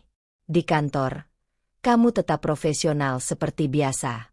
Tidak ada gosip. Tidak ada sikap berubah. Raka mengerutkan dahi. Padahal, kalau cerita ini keluar duluan sebelum saya siap, saya yang rugi. Mata Bila akhirnya menatapnya. Tenang tapi tegas.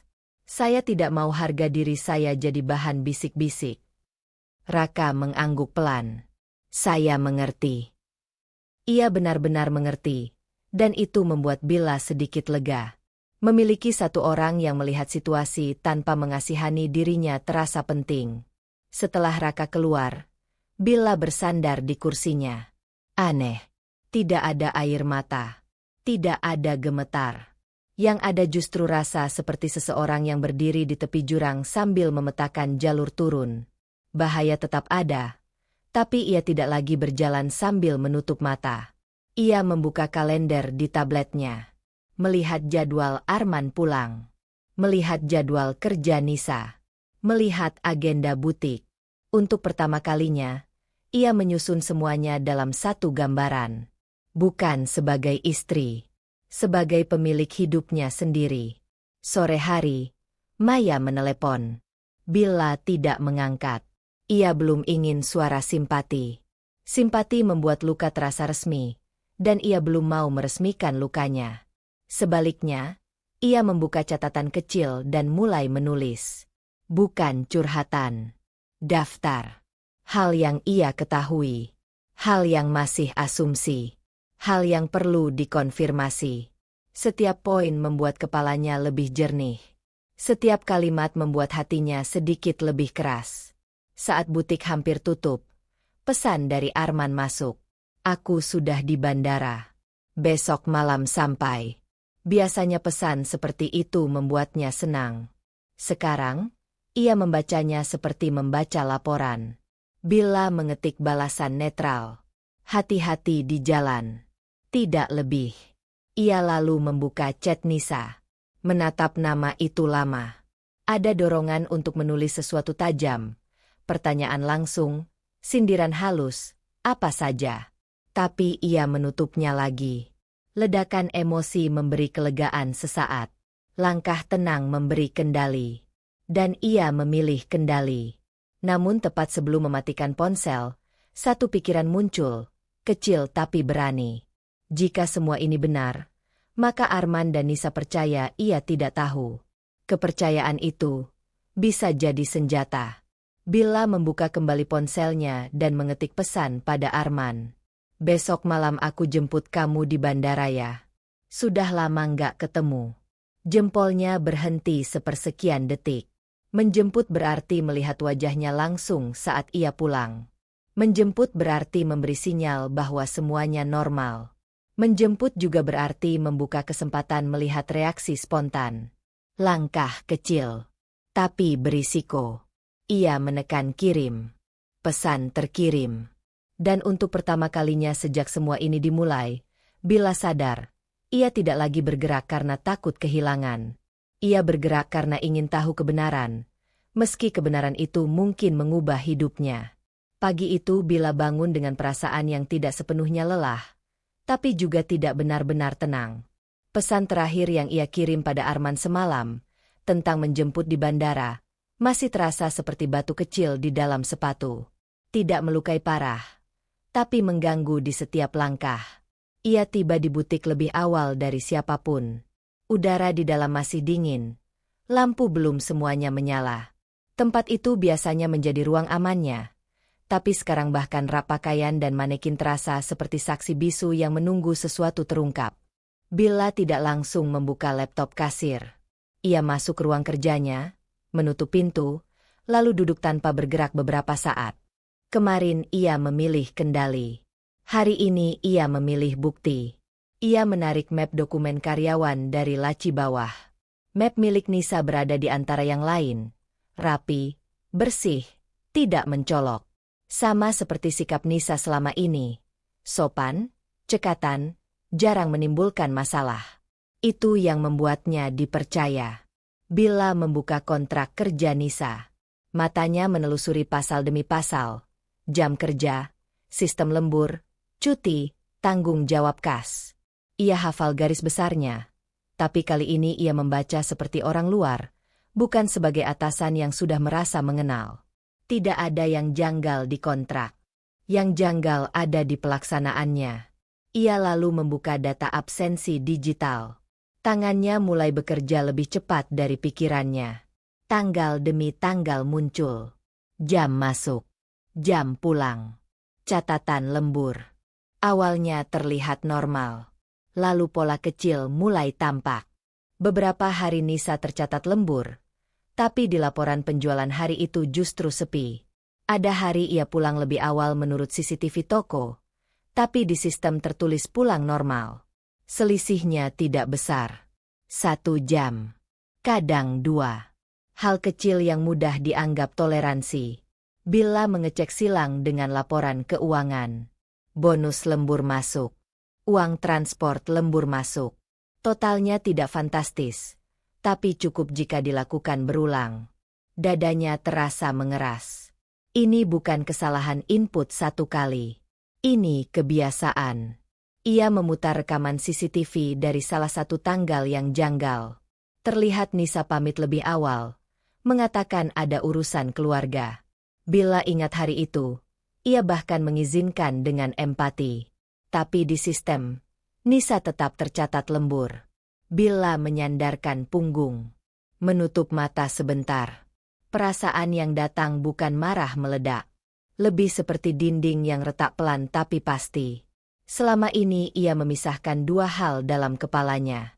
Urusan rumah tangga dan urusan bisnis. Sekarang keduanya bertemu di satu nama yang sama. Pengkhianatan yang ia kira soal hati, ternyata menyentuh kepercayaan kerja juga. Ponselnya bergetar. Pesan dari Raka. Bu, laporan supplier minggu lalu sudah saya kirim ke email. Bella menatap pesan itu beberapa detik.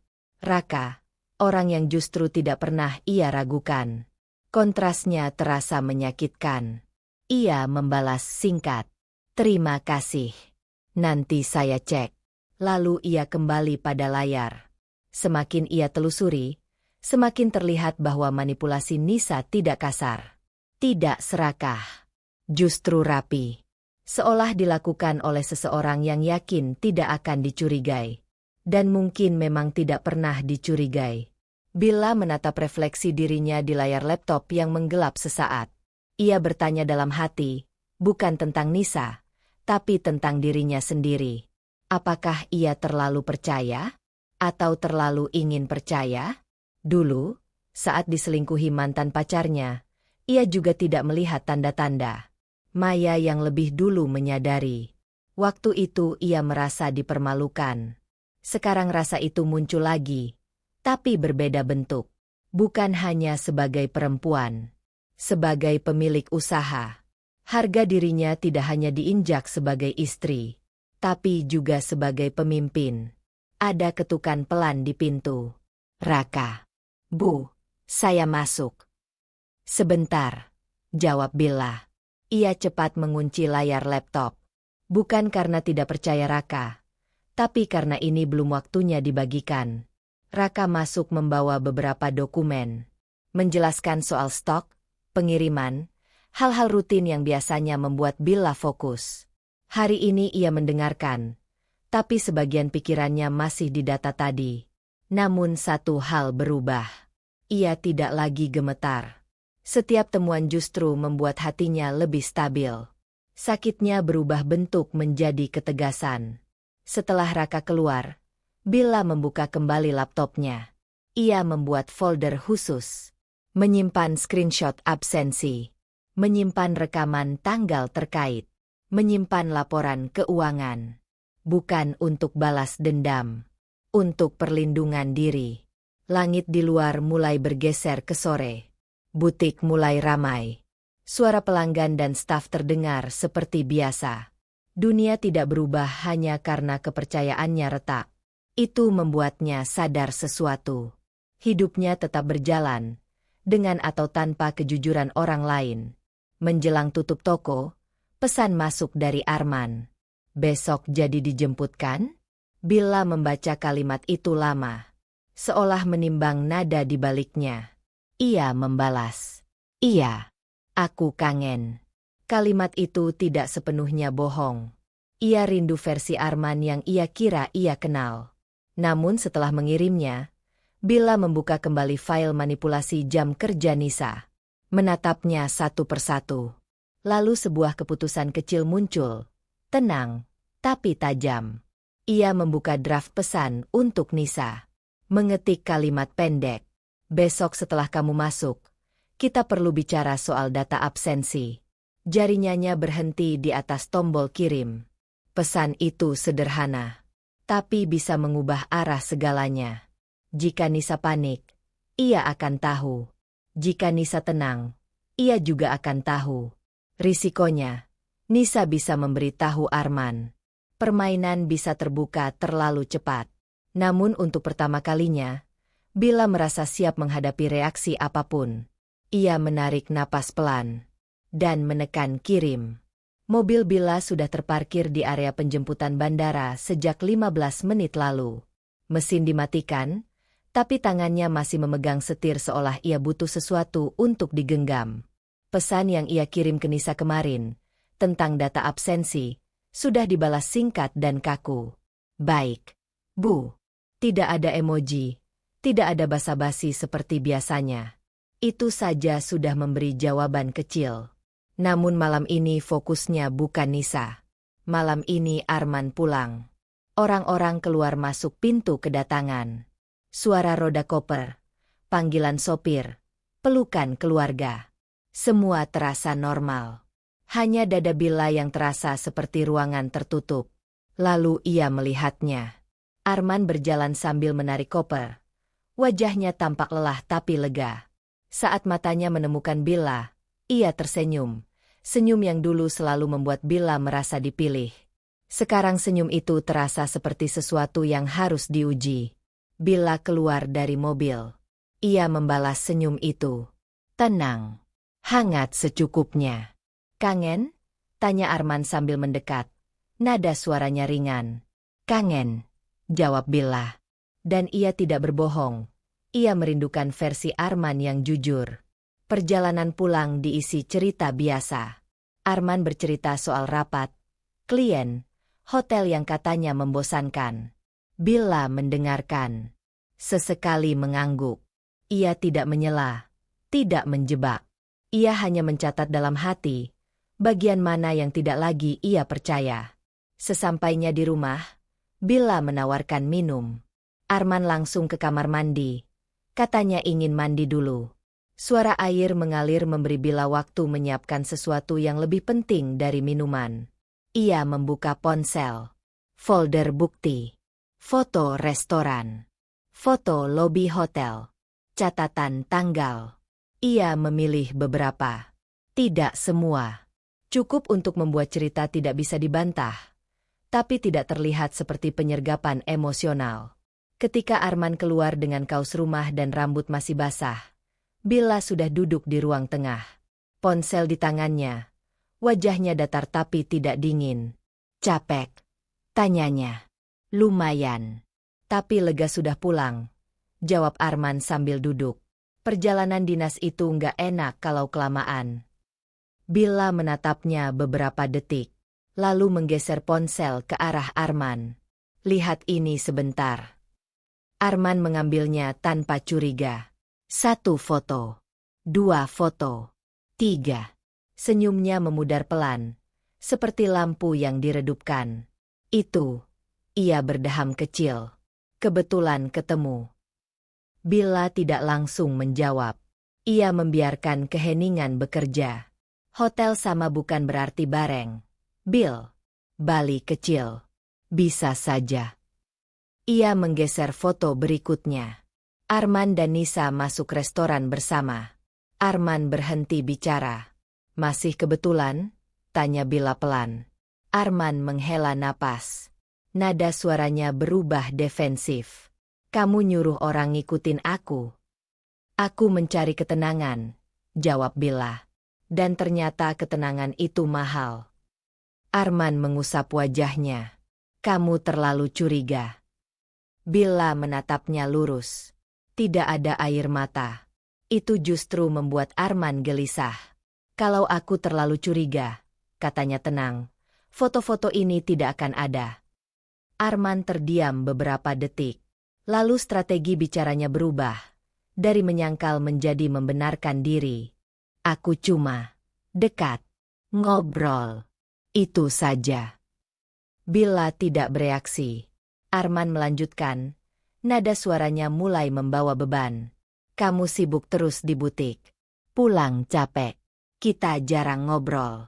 Aku juga manusia, Bill." Kalimat itu jatuh di antara mereka seperti sesuatu yang sudah lama disiapkan. "Kesepian itu nyata," tambah Arman.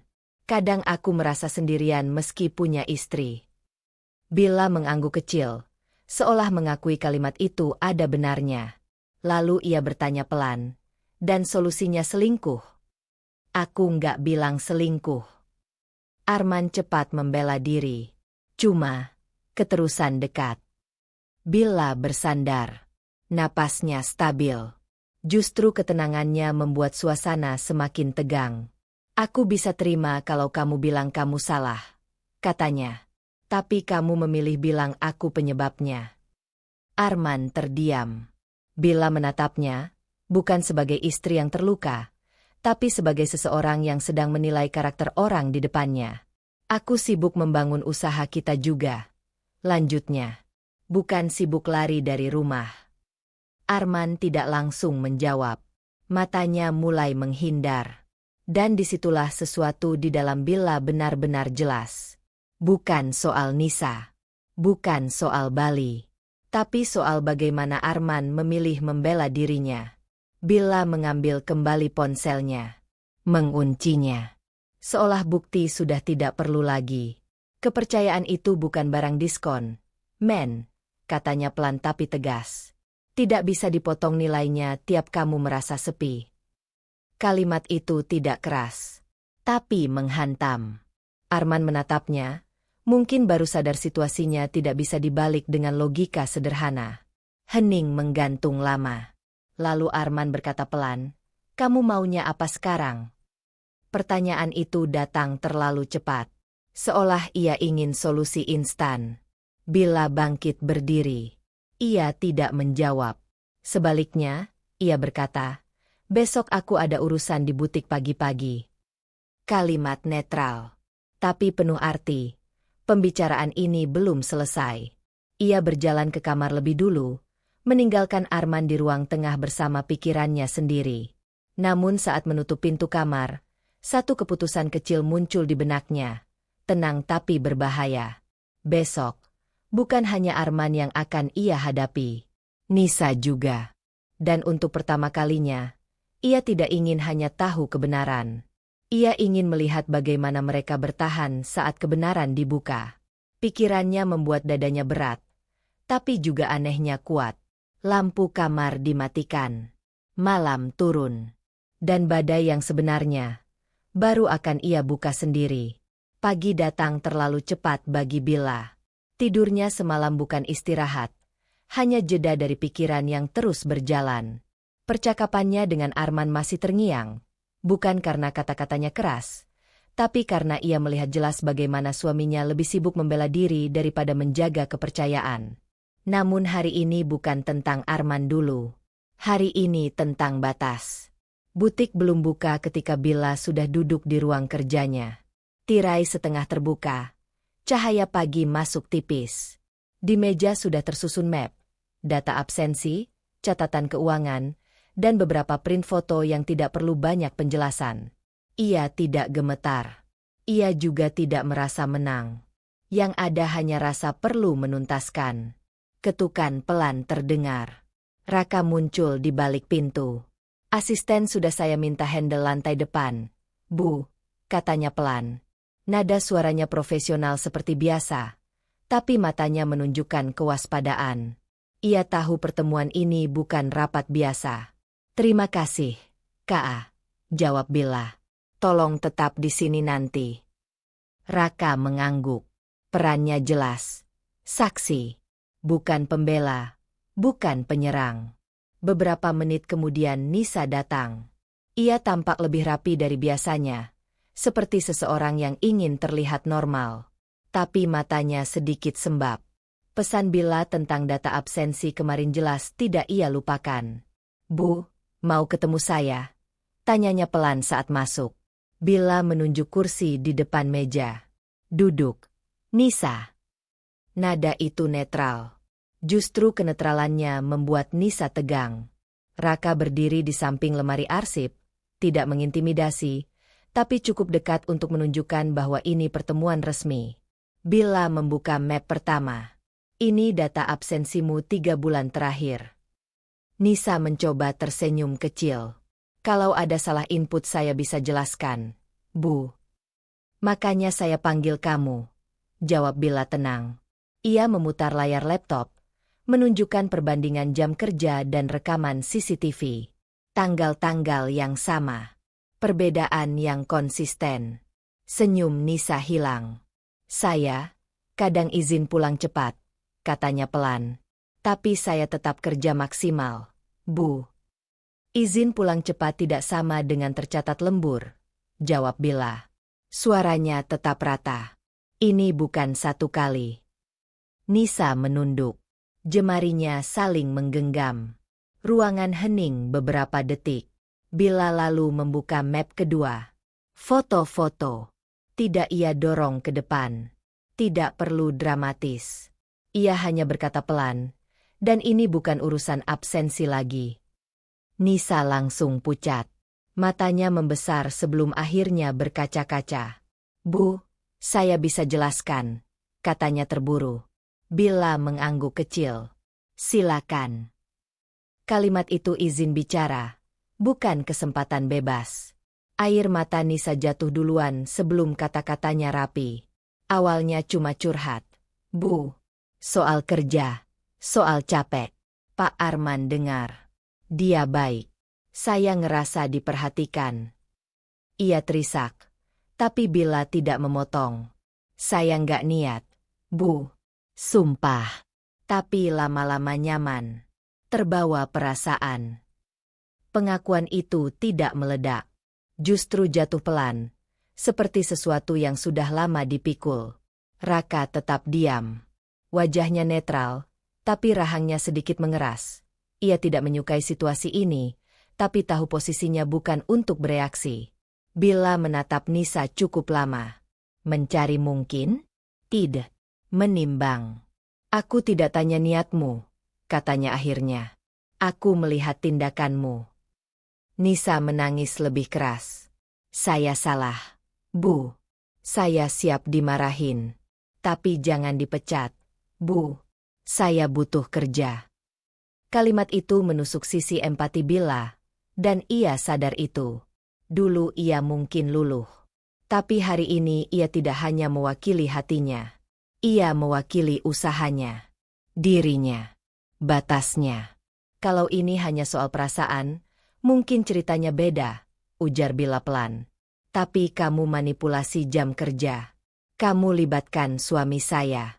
Itu sudah melewati 2 garis sekaligus, profesional dan pribadi. Nisa terdiam. Tangisnya berubah menjadi sesenggukan kecil. Bila menggeser 1 lembar kertas.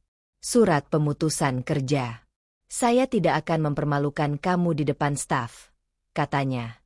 Hakmu tetap dibayar sesuai aturan. Surat pengalaman kerja tetap saya berikan netral. Nisa menatapnya dengan wajah campur aduk antara lega dan hancur. Tapi hubungan kerja kita selesai hari ini. Tidak ada nada tinggi. Tidak ada hinaan. Justru ketegasan itu membuat keputusan terasa final. Nisa mengangguk pelan. Seperti seseorang yang tahu tidak ada ruang tawar lagi. Ia menandatangani dengan tangan gemetar. Sebelum keluar, ia berkata lirih, "Maaf, Bu. Saya benar-benar nggak mau nyakitin Ibu." Bila menjawab jujur, "Tapi kamu tetap melakukannya." Kalimat itu tidak tajam. Hanya fakta. Nisa pergi dengan mata merah. Pintu tertutup pelan di belakangnya. Ruangan kembali sunyi. Raka mendekat sedikit. "Bu, saya kagum Ibu bisa setenang itu." Bila menghela napas panjang. Tenang bukan berarti tidak sakit. Ka. Setelah Raka keluar, Bila duduk sendiri. Anehnya, tidak ada rasa lega besar. Hanya ruang kosong yang mulai tertata. Satu urusan selesai. Tapi yang lebih berat belum. Ia menatap ponselnya. Nama Arman ada di sana. Kini tidak ada lagi penghalang profesional. Yang tersisa hanya urusan rumah tangga. Dan sebuah keputusan kecil muncul. Pelan tapi berani. Malam ini, ia tidak ingin Arman hanya bicara. Ia ingin jawaban. Bila meraih ponselnya. Mengetik pesan singkat. "Malam ini kita perlu bicara serius. Jangan menghindar." Pesan terkirim. Risikonya jelas. Percakapan itu bisa meruntuhkan pernikahannya sepenuhnya. Namun untuk pertama kalinya, Bila merasa siap menerima kemungkinan apapun. Dan di dadanya, badai terakhir mulai berkumpul. Pagi itu Bila bangun dengan cahaya tipis yang masuk dari tirai kamar. Udara di rumah masih sejuk, tapi tidak lagi membawa rasa sakit yang berat seperti beberapa hari terakhir. Hanya ada ketenangan yang menunggu keputusan. Arman masih di ruang tengah. Matanya lelah tapi ingin bicara. Bila menatapnya sebentar dari pintu kamar. Tidak ada kata-kata kasar. Tidak ada amarah meledak. Hanya pandangan yang menanyakan, dan juga menjawab, apa yang sudah lama jelas. "Men," Bila memulai, suaranya datar tapi tegas. "Kamu perlu keluar rumah beberapa hari. Aku butuh ruang untuk pikirkan semuanya dengan kepala dingin." Arman terkejut. Nada suaranya tidak marah. Tapi ada rasa sakit yang tak bisa disembunyikan. "Tapi, kita bisa selesaikan ini sekarang, Bill?" tanyanya. Bila menggeleng. "Tidak. Aku butuh waktu. Dan kamu juga butuh waktu. Ini bukan soal siapa yang menang. Ini soal apa yang mau kita bangun. Atau pertahankan." Arman diam. Tidak membantah. Tidak menahan. Ia mengerti bahwa kali ini keputusan bukan tentang pertengkaran sesaat. Ia menarik napas panjang dan pergi, meninggalkan kunci mobil dan koper di meja. Pintu menutup tanpa suara dramatis. Hanya ruang kosong dan keheningan yang terasa berat, tapi bukan lagi menekan, melainkan memberi ruang. Bila menatap pintu tertutup beberapa saat, ia tidak menangis. Tidak gemetar. Ada rasa pahit, tapi juga rasa lega. Ia berjalan ke ruang kerjanya, duduk di kursi favorit di depan meja butik. Lihatannya jatuh pada folder-folder yang beberapa hari terakhir menjadi saksi kepercayaannya. Semua sudah dibereskan. Semua sudah ada di tempat yang tepat. Tidak untuk balas dendam, tapi untuk perlindungan diri. Raka datang dengan setumpuk dokumen dan secangkir kopi hangat. Bu, staf siap, barang-barang sudah dikontrol, dan supplier juga sudah dikabari. Semua berjalan lancar, ucapnya sambil meletakkan kopi di meja. Nada suaranya ringan, tapi penuh hormat. Ia tetap menjadi orang yang Billa percayai tanpa ragu. Billa tersenyum tipis. Terima kasih, Ka. Tanpa kalian, butik ini cuma tempat dengan rak kosong. Raka membalas senyuman, tapi cepat menoleh untuk melihat ke arah jendela. Kamu baik-baik saja, Bu? Tanyanya pelan. Ya, aku baik-baik saja, jawab Billa. Suara itu stabil, tapi bukan kosong. Ada rasa tegas, rasa percaya diri yang baru ia rasakan kembali. Luka itu ada, tapi ia tidak lagi mengendalikan dirinya. Hanya butuh waktu untuk menata ulang semuanya. Diriku, butik ini, dan apapun yang terjadi selanjutnya. Sejak kejadian dengan Nisa dan Arman, butik menjadi tempat Billa menyalurkan energi baru. Ia tidak lagi memikirkan pengkhianatan sebagai luka permanen, tapi sebagai pelajaran. Untuk menilai orang, memilih siapa yang layak dekat, dan menjaga harga diri tanpa kompromi. Karyawan yang tulus datang satu persatu. Mereka melihat perubahan dalam diri Billa. Tenang, tegas, tapi tidak dingin. Mereka merasakan kepemimpinan yang bukan hanya tentang perintah, tapi tentang integritas dan batasan. Setiap interaksi membuat Billa menyadari bahwa orang yang tulus tetap ada, bahkan ketika yang salah telah pergi. Billa membuka kembali daftar proyek butik yang tertunda. Ia menandai satu persatu, merencanakan strategi baru, menghubungi supplier lama, menyiapkan koleksi baru. Rutinitas itu memberinya rasa kendali. Ada luka, tapi rasa itu tidak lagi membelenggu. Ia bergerak bukan karena takut kehilangan, tapi karena ingin membangun sesuatu yang lebih kuat dan berharga. Sore menjelang, matahari memantul di etalase butik. Billa berdiri, menatap pantulan dirinya di kaca jendela. Sosok yang dulu ragu dan terlalu sabar pada orang yang salah, kini berdiri tegak. Tidak sempurna, tapi lebih kuat daripada kemarin. Ia tahu, harga dirinya bukan tentang Arman atau Nisa. Itu tentang dirinya sendiri. Bagaimana ia memilih tetap teguh tanpa menurunkan martabatnya. Di meja, ponsel bergetar dengan pesan dari Arman. Aku menghargai keputusanmu. Kita bicara nanti. Billa menatap layar, lalu menutupnya. Tidak ada balasan instan. Tidak perlu. Hari ini bukan tentang jawaban Arman, tapi tentang pilihannya sendiri. Untuk tetap tenang, fokus, dan melanjutkan hidup dengan penuh kesadaran. Ia menoleh ke jendela. Cahaya sore menerpa butik, membuat kain dan manekin tampak hidup. Ia tersenyum tipis, ringan, tapi penuh arti.